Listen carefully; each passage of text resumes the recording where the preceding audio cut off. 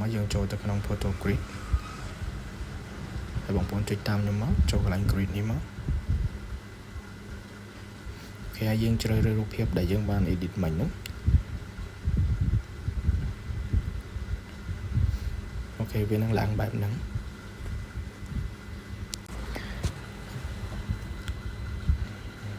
ហើយបងប្អូនអស់ចុះមកក្រោមមកយើងចូលទៅកន្លែង tick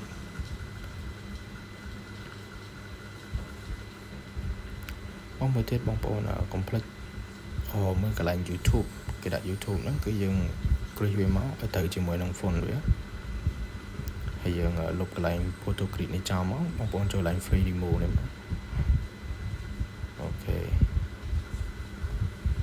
បន្ទាប់មកយើងចូលកន្លែង tick ដើម្បីសរសេរអក្សរ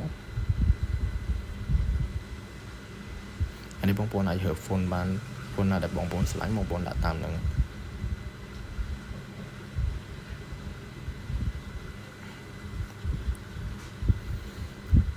យើងទៅសេមកយើងដាក់របៀបកាត់តអញ្ចឹងទៅខ្ញុំគ្រាន់ជាការឧទាហរណ៍ឲ្យបងប្អូន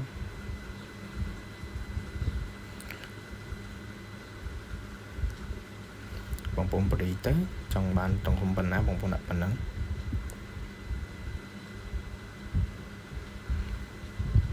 អូខេនេះបងប្អូនចង់ដាក់ color ពណ៌អីក៏បានដែរសិតទៅចិត្តបងប្អូនឆ្លាញ់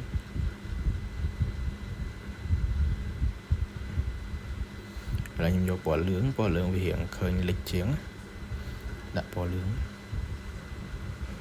ហើយបងប្អូនចង់ដាក់ស្មៅដាក់អីចឹងបងប្អូនអាចកែនៅពីក្រោមនេះបានអូខេហើយចូល tick មួយទៀតមកខ្ញុំទៅ save ពាក្យថា video ហើយយើងដាក់ពាក្យ video មកអូខេហើយបងប្អូនចូលកន្លែងនេះមកដើម្បីរក font ណាដែលស្អាតបងប្អូនចង់ដាក់មួយណាបានដែរបងប្អូនអាចស្វែងរកនៅខាងក្រោមនេះបានអញ្ចឹងខ្ញុំយកមួយនេះបងប្អូនស៊ូមវាតូចមក